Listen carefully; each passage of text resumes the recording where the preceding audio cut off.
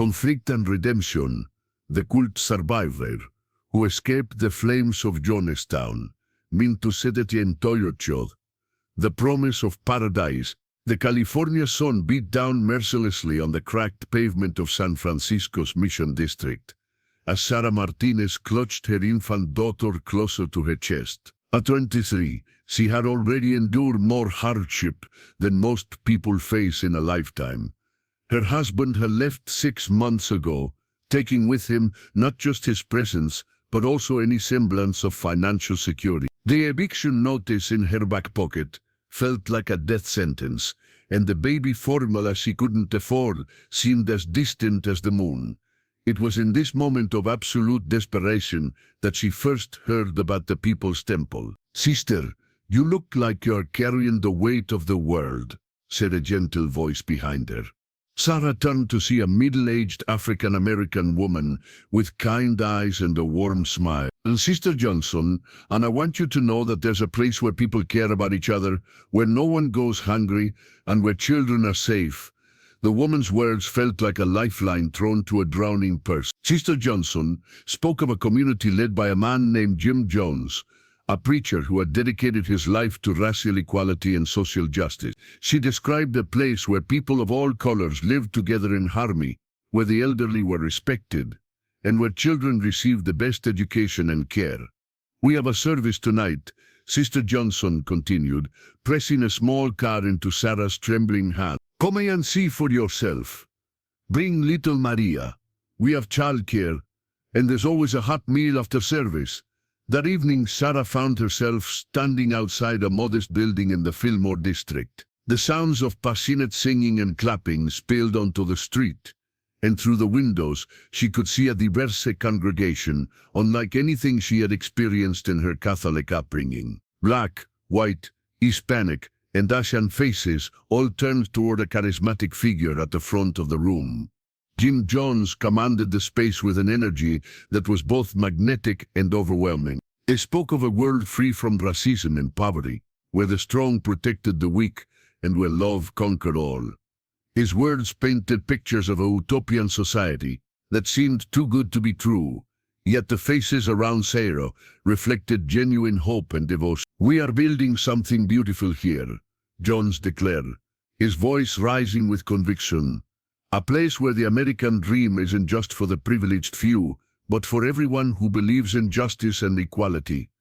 We are creating heaven on earth." The congregation erupted in applause and shouts of "Amen." Sarah felt something stir within her chest, a feeling she hadn't experienced since childhood.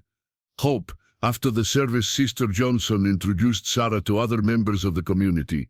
There was Dr. Williams, a respected physician who had given up his private practice to serve the temple's medical needs. There was teacher Rodriguez, who ran the temple school where children learned not just academics, but also the values of cooperation and mutual aid. There was Elder Thompson, whose social security check helped support the community's food program. "We take care of our own," explained Sister Johnson as they shared a simple but nourishing meal in the church basement. "When you join our family, you're never alone again." Over the following weeks, Sarah found herself drawn deeper into the temple community. They helped her find a small apartment and connected her with a job at one of the temple's businesses. For the first time in months, she could afford to feed her daughter properly. Maria thrived in the temple's childcare program, surrounded by loving caregivers and other children. The sense of belonging was intoxicating. Sarah had grown up feeling like an outsider, too poor for the middle-class neighborhoods, too educated for her working-class roots, too independent for traditional gender roles. But here, these differences were celebrated as strengths that contributed to the community's diversity. Jim Jones took a personal interest in Sarah's story. During one of their private counseling sessions, he listened intently as she shared her struggles with poverty, abandonment, and single motherhood. "The system failed you, Sister Sarah," he said, his eyes filled with what appeared to be genuine compassion. "But you're safe now. We're going to build something better together, a place where children like Maria can grow up without knowing hunger or prejudice." As weeks turned into months, Sarah's life became increasingly intertwined with the temple. She attended services 3 times a week, participated in community service projects, and gradually began turning over more of her personal decisions to the church leadership. It felt natural. After all, they had proven their wisdom by rescuing her from desperation. The first signs of something darker were subtle. Members were encouraged to cut ties with family and friends outside the temple who didn't understand their mission. Sarah's sister, Carmen, expressed concern about the amount of time and money Sarah was dedicating to the church. "They're asking you to sign over your paycheck?" Carmen asked during one of their increasingly rare phone calls. "Sarah, that doesn't sound right." But Sarah had been prepared for this reaction. Jones had warned that outsiders would try to undermine their faith and commitment. "You don't understand, Carmen," Sarah replied.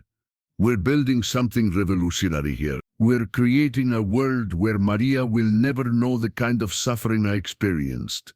The breaking point came when Carmen threatened to call Child Protective Services, claiming that Sarah was being brainwashed and that Maria was in danger. That night, Sarah made a decision that would haunt her for years to come. She cut off all contact with her family. "You've made the right choice," Jones assured her during an emergency counseling session. "Sometimes we have to leave behind those who would hold us back from our destiny." Are you or someone you know struggling with recognizing the warning signs of manipulation?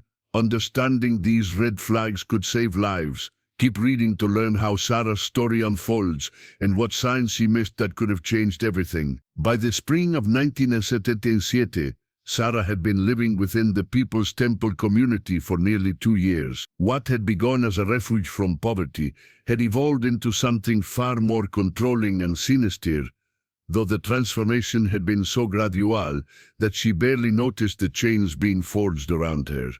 The temple's demands had grown progressively more invasive. Members were now required to attend catharsis sessions, where they publicly confessed their sins and submitted to brutal criticism from Jones and other leaders. Sarah watched in horror as people she respected were humiliated for minor infractions, questioning a decision, expressing homesickness, or showing insufficient enthusiasm during services. "Sister Martinez," Jones called out during one particularly intense session, "Isn't it that you're holding back from us? Are you fully committed to our cause, or are you still clinging to the selfish individualism of the outside world?" Sarah's heart pounded as hundreds of eyes turned to her. She had been guilty of nothing more than privately wondering if Maria might benefit from spending time with children outside the temple. But somehow Jones seemed to know her thoughts. "I am completely committed, Father," she replied, using the title that Jones now demanded from all members. "You live only to serve the cause." "Then prove it," Jones commanded. "Tell us about your doubts. Purge yourself of these poisonous thoughts so we can help you heal." The public confession that followed was one of the most humiliating experiences of Sarah's life. She was forced to admit to thoughts she had barely acknowledged to herself, while the congregation shouted encouragement for her to dig deeper and tell the whole truth. By the end of the session, she felt emotionally flayed and completely dependent on Jones's forgiveness. This psychological manipulation was accompanied by increasing physical control. Members were required to turn over all their possessions to the temple, keeping only what was deemed necessary for their assigned role. Sarah's small apartment was replaced by a dormitory-style room she shared with 3 other women. Privacy became a luxury of the past. The most disturbing change was in how the children were treated. Maria, now 3 years old, was spending more time in the temple's collective childcare than with her mother.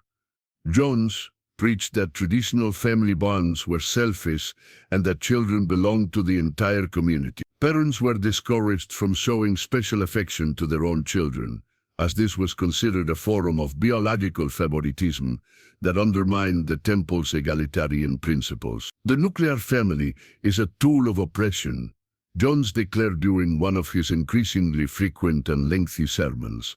"We are creating a new model where every child has hundreds of parents, where love is distributed equally rather than hoarded selfishly. Sarah tried to convince herself that this was progressive and enlightened.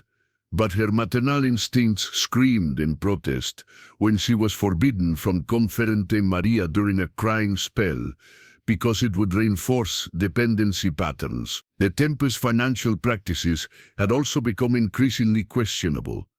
Members were required to turn over their paychecks, social security benefits, and any other income to the church.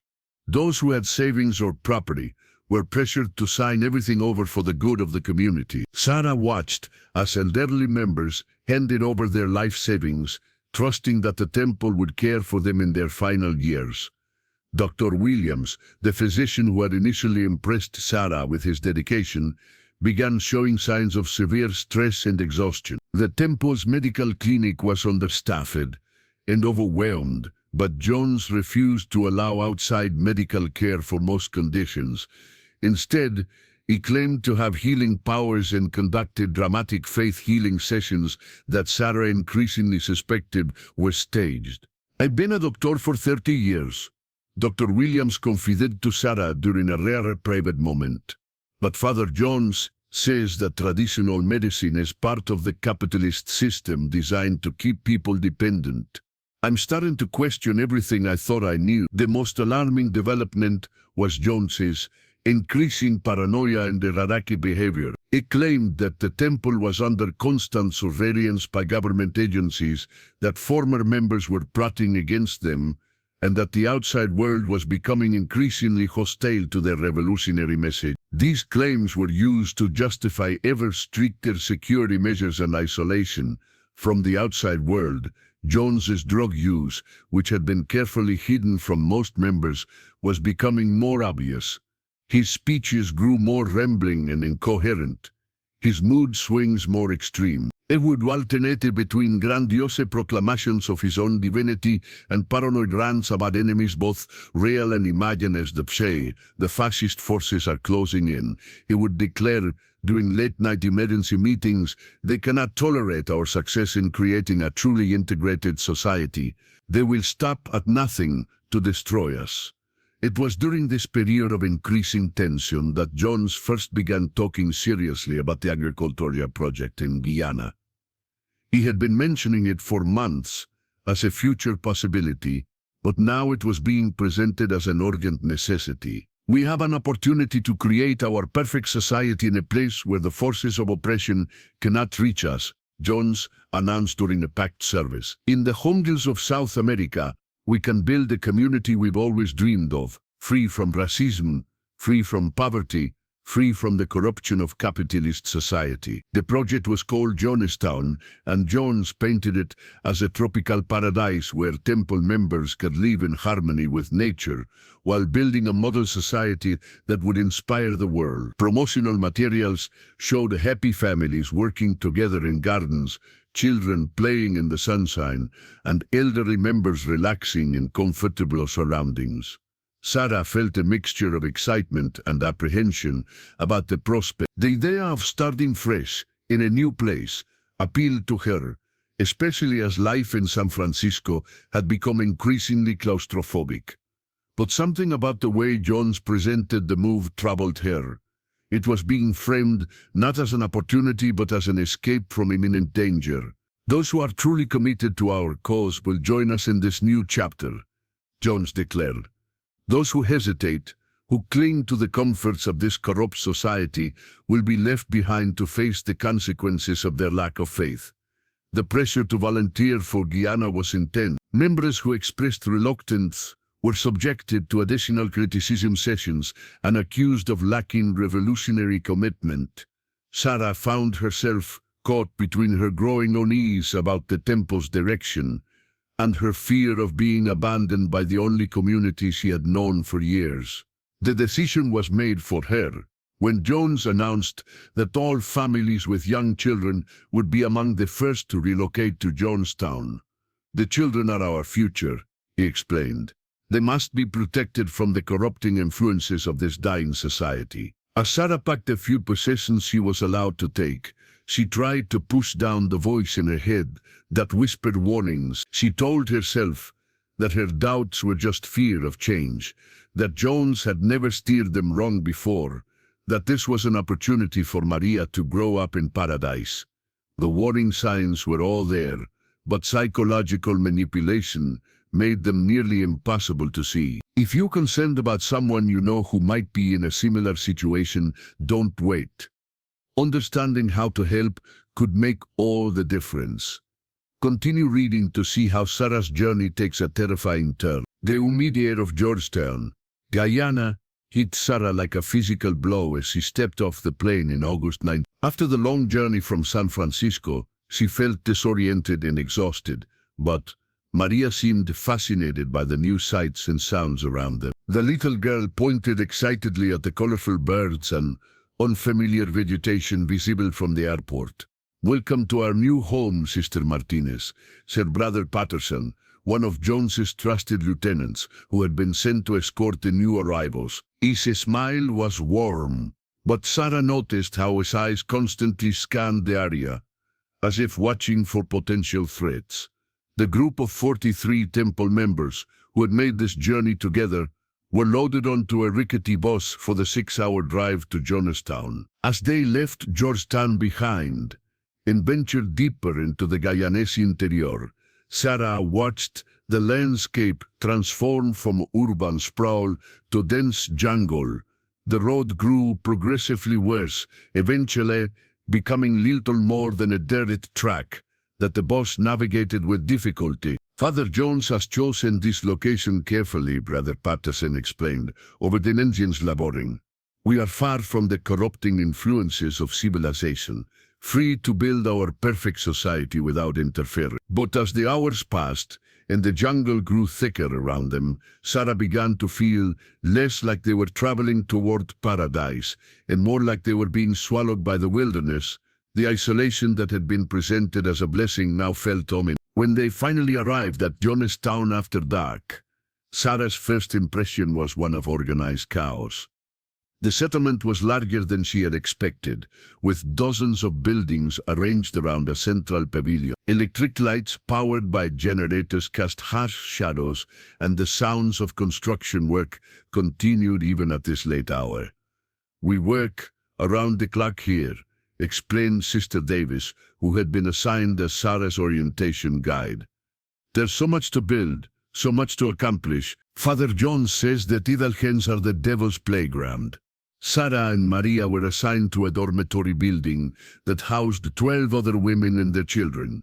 The accommodations were Spartan, bunk beds with thin mattresses, shared bathroom facilities, and minimal privacy. It was a far cry from the comfortable family homes depicted in the temple's promotional materials. "This is temporary," Sister Davis assured her, noticing Sarah's expression. "Once we've completed the construction phase, everyone will have proper family housing. Father Jones has big plans for this place." The next morning, Sarah got her first full view of Jonestown in daylight. The settlement was indeed impressive in its scope. Hundreds of people working with apparent purpose, gardens and agricultural plots stretching into the jungle, workshops and storage buildings scattered throughout the compound. But there was something unsettling about the atmosphere that Sarah couldn't quite identify. Everyone moved with a sense of urgency that bordered on desperation. Conversations were conducted in hushed tones, and people frequently glanced toward the central pavilion where Jones held court. The children, who should have been playing and laughing, seemed subdued and overly obedient. Sarah's work assignment was in the agricultural section, where she joined teams of workers tending to crops of rice, cassava, and various vegetables. The work was back-breaking, conducted under the blazing tropical sun with minimal breaks. The promised paradise was beginning to feel more like a labor camp.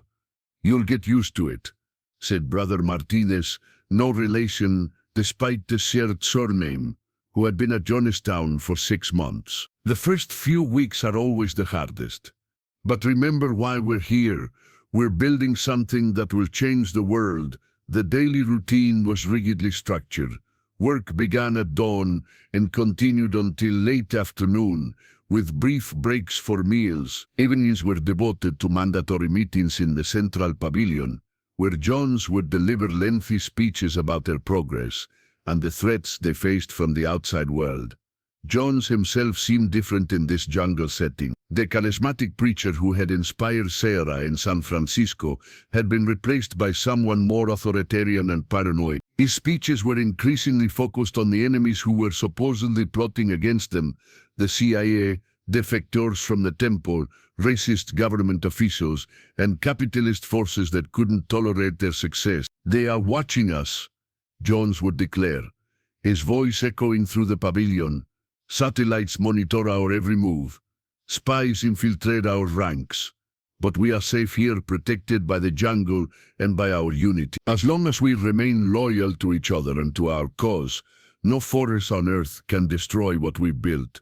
The isolation of Jonestown made these claims difficult to verify or dispute. There was no television, no radio except for Jonestown broadcasts, and no contact with the outside world except through official temple channels. Letters to family members were censored, and phone calls were monitored when they were permitted at all.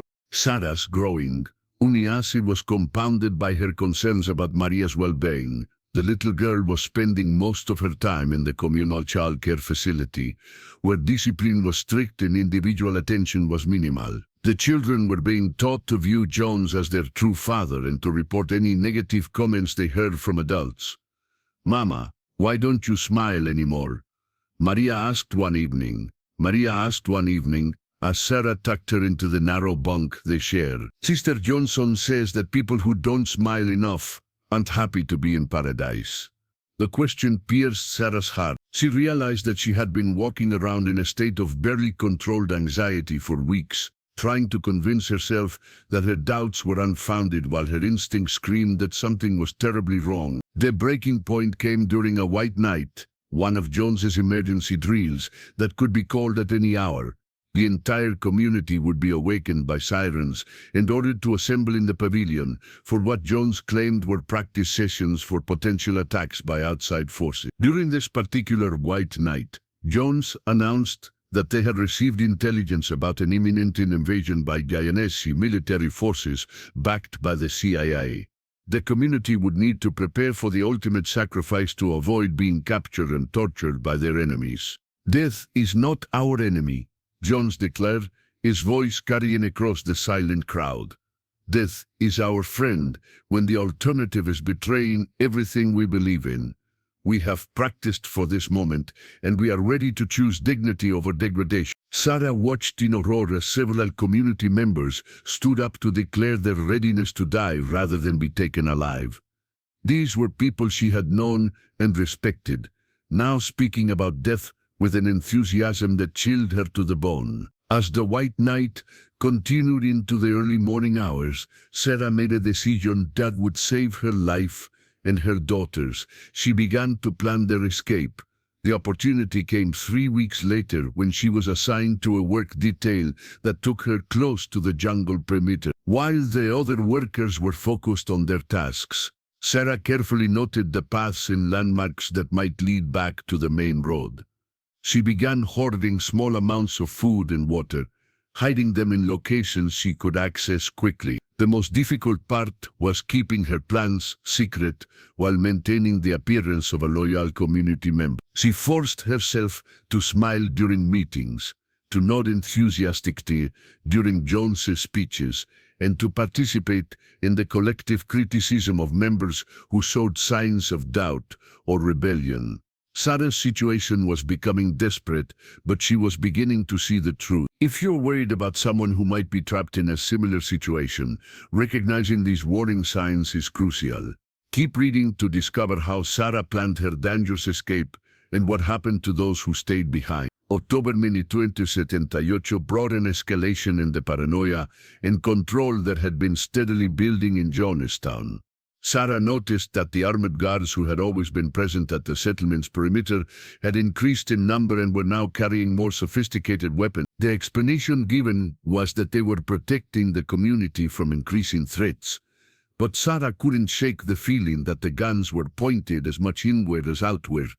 Jones's behavior had become increasingly erratic and frightening. His drug use was no longer hidden from the community.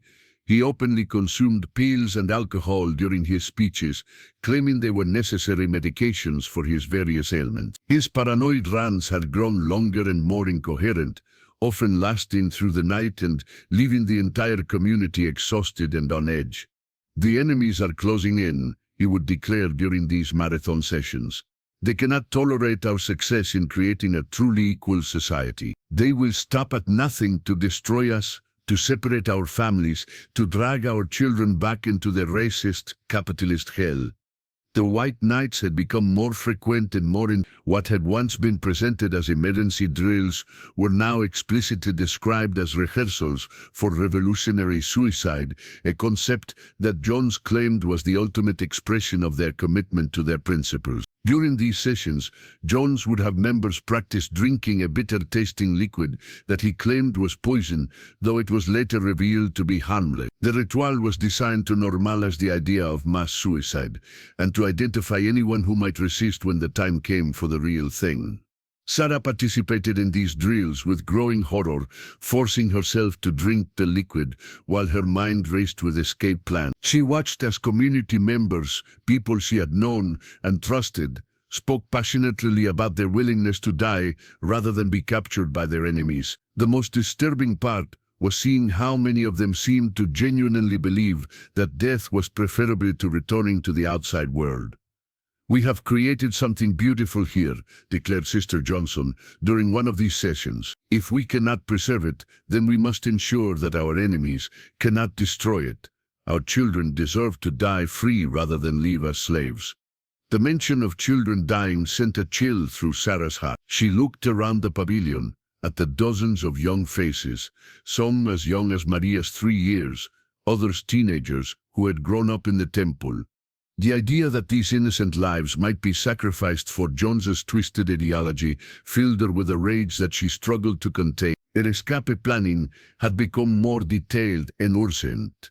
She had identified a path through the jungle that she believed would lead back to the main road, though she knew the journey would be dangerous and potentially deadly. She had managed to accumulate a small supply of food and water, hidden in various locations around the settlement where she could access them quickly.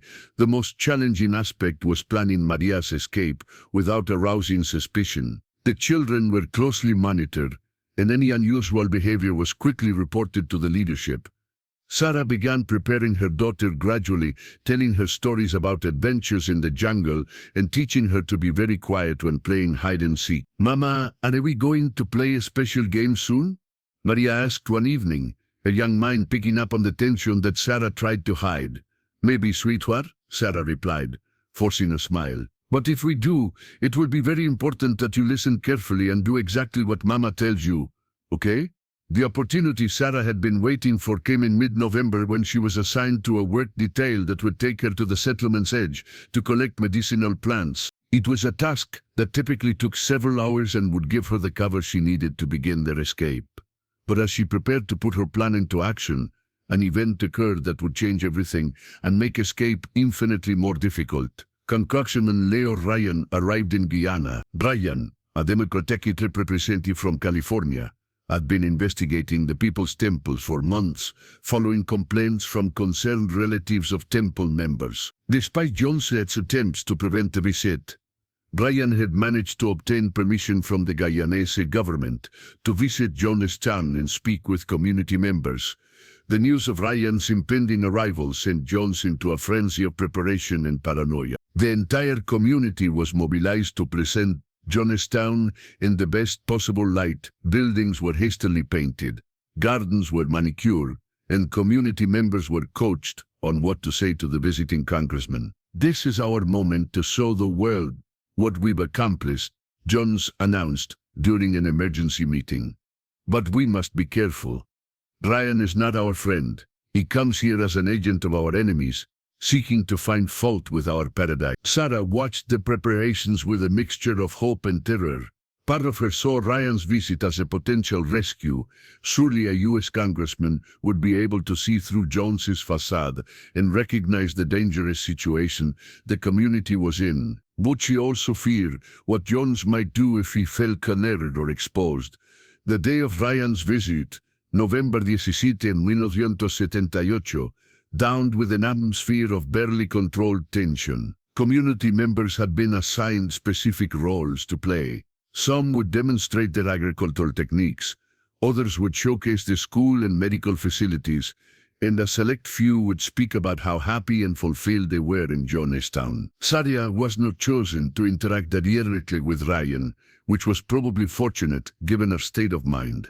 Instead, she was assigned to work in the gardens where she could observe the visit from a distance. She watched as Ryan and his entourage, which included several journalists and concerned relatives, toured the settlement. From her vantage point, Sadia could see that the visit was not going as smoothly as Jones had hoped. Janine appeared skeptical of the presentations he was receiving, and some of the journalists were asking pointed questions about the armed guards and the isolation of the community. The tension reached a breaking point when several community members approached Ryan privately to express their desire to leave Jonestown.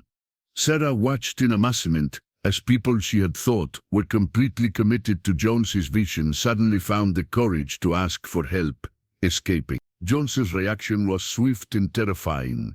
As word spread that some members wanted to leave with Ryan, his facade of calm leadership crumbled completely. He began ranting about betrayal and treachery, claiming that the defectors were agents of the enemy who had been planted in the community to destroy it from within. They have revealed their true nature, Jones declared during an emergency assembly that evening. They were never truly committed to our cause. They have been waiting for this moment to stab us in the back. Sarah realized that her window for escape was rapidly closing. Jones's paranoia had reached a fever pitch, and the security around the settlement had been dramatically increased. Any attempt to leave now would almost certainly be detected and stopped.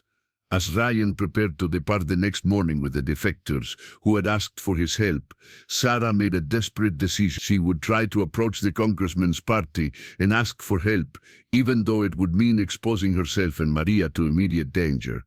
But before she could act on this plan, the situation exploded into violence that would shock the world and forever change the meaning of the name Jones. The moment of truth was approaching, and Sarah faced an impossible choice. The events that followed would become one of the most tragic examples of cult manipulation in history. Continue reading to learn how Sarah's quick thinking in these final moments would determine whether she and Maria lived or died. November 18, 1978 began like any other day in Jonestown, but the undercurrent of tension from Congressman Ryan's visit the day before was palpable. Sarah had barely slept, her mind racing with thoughts of escape and the dangerous game she was about to play. As she went through the motions of her morning routine, she noticed that the armed guards seemed more alert than usual, and there were hushed conversations among the leadership that stopped abruptly whenever regular community members approached. Jones himself appeared haggard and agitated during the morning assembly.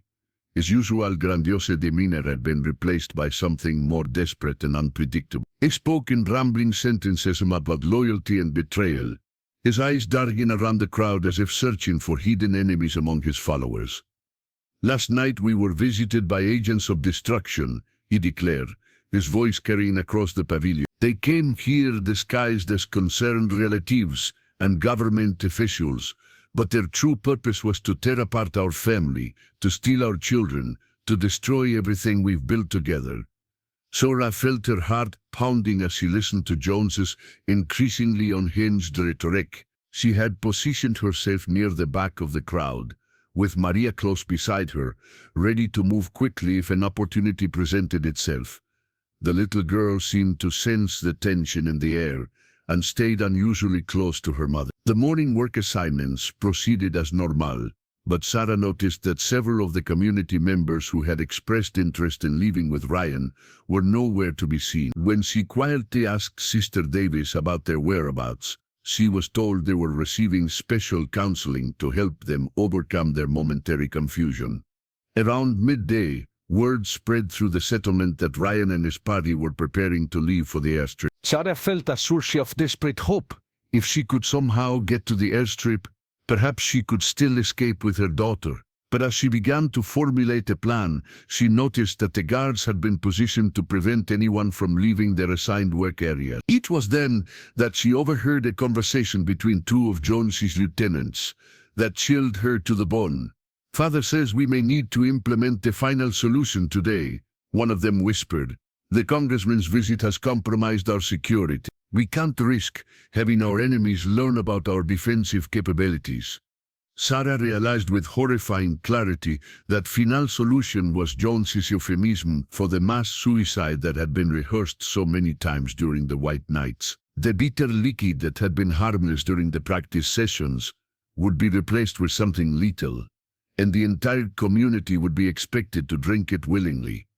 Her mind raced as she tried to figure out how to save herself and Maria. The settlement was surrounded by densest jungle, and the guards would shoot anyone who tried to flee. But staying meant certain death for both of them. She had to find a way to escape before Jones gave the final order. The opportunity came when she was sent to collect vegetables from one of the gardens near the settlement's perimeter. As she worked, she could hear the sound of vehicles in the distance, Ryan's party preparing to leave for the airstrip. She also noticed that one of the guards had moved away from his usual position to get a better view of the departure. This was her chance. Sarah quickly gathered Maria and whispered urgently in her ear, "Remember the special game we talked about? We're going to play it now. You need to be very quiet and do exactly what Mama tells you, okay?" Maria nodded solemnly, her young face reflecting the seriousness she sensed in her mother's voice. Moving as casually as possible, Sarah began walking toward the edge of the garden, pretending to search for specific plants while actually heading for the jungle. When she reached the tree line, she grabbed Maria's hand and plunged into the dense vegetation. The jungle was immediately disorienting. The canopy blocked out most of the sunlight, creating a twilight world of shadows and strange sounds. Sarah had studied the terrain during her work assignments, but navigating through the thick undergrowth while carrying a 3-year-old was far more difficult than she had anticipated. Behind them, she could hear the sounds of the settlement continuing as normal, the hum of generators, the voices of workers, the occasional announcement over the public address system. But she knew it was only a matter of time before their absence was discovered. They had been walking for perhaps 20 minutes when Sarah heard the sound that confirmed her worst fears. Gunshots in the distance, coming from the direction of the airstrip. The shots were followed by the wailing of the settlement's emergency siren, a sound that had become all too familiar during the White Nights. "Mama, what's that noise?" Maria whispered, her small hand gripping Sarah's tightly. "Just some people playing a loud game, sweetheart," Sarah replied, though her heart was breaking as she realized what the gunshots likely meant. Ryan and his party had probably been attacked, which meant that Jones would now implement his final plan. They continued deeper into the jungle, following what Sarah hoped was the path she had memorized toward the main road. The vegetation was so thick that they could only move a few feet at a time, and Maria was beginning to tire from the difficult trek. It was then that they heard Jones's voice echoing through the jungle, amplified by the settlement's public address system. His words carried clearly through the humid air, and what Sarah heard made her blood run cold. "My dear family," Jones' voice crackled through the speakers, "the time has come for us to make our final statement. Our enemies have attacked us, and they are coming to destroy everything we've built together. But we will not give them that satisfaction. We will choose our own destiny." Sarah knew what was coming next. She had heard these words during the practice sessions, but now they carried the weight of finality. She picked up Maria and began moving faster through the jungle, branches tearing at their clothes and insects swarming around. Jones's voice continued his deadly broadcast. "We have prepared for this moment. The children will go first, peacefully and without pain. They will lead us into the next life, where we will all be reunited in a place free from the hatred and oppression of this world." The mention of children galvanized Sarah's desperate flight. She could imagine the scene back at the settlement, the large vat of poisoned drink being prepared, the children being lined up, the parents being forced to watch their babies die before taking their own lives. "Mama, I'm scared," Maria whispered, clinging to her mother's neck. "I know, baby," Sarah replied, fighting back tears. "But we're going to be okay. We're going to get out of here." As they struggled through the jungle, Sarah could hear other sounds from the settlement, screaming, crying, and Jones's voice continuing its relentless encouragement of mass suicide. The sounds grew fainter as they moved further away, but they never completely disappeared. The jungle seemed to go on forever. Sarah's clothes were soaked with sweat and torn by thorns. Her legs were covered with insect bites, and Maria was becoming increasingly difficult to carry. But the alternative, returning to Jonestown, was unthinkable. It was nearly dark when they finally reached what appeared to be a road. Sarah wasn't sure if it was the main highway or just a logging track, but it represented their first real hope of escape. They had been walking for hours, and both mother and daughter were exhausted, dehydrated, and terrified. As they stood on the edge of the road, Sarah realized that the sounds from Jonestown had finally stopped.